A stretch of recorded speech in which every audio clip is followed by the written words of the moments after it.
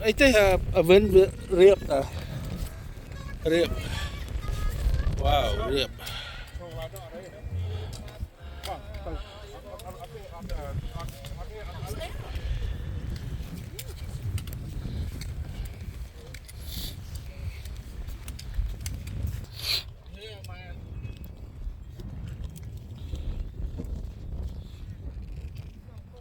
nari ya kayak dia Đúng, đi không chop đi con toan đã được không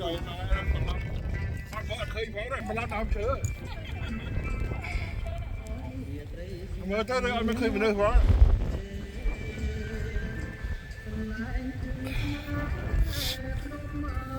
ra nhẹ mà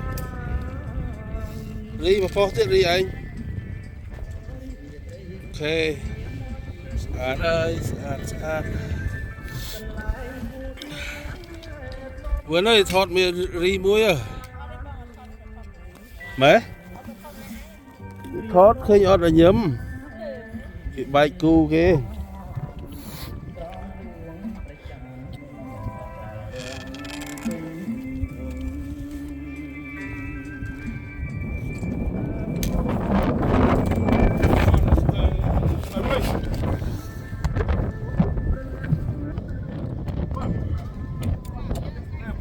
ấy chứ đã bọc chụp đi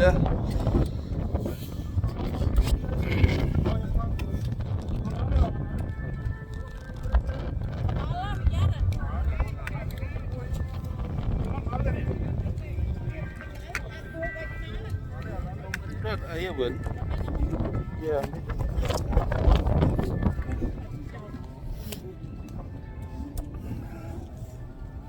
à đã bọc chụp đi Okay, get there.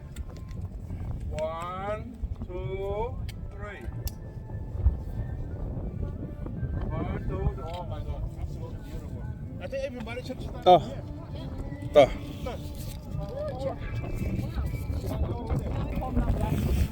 to ra thì đã mình bọc chụp này Check out Facebook. tới tận clip phố có dương trăm download tới rồi I did my Facebook. dạ ok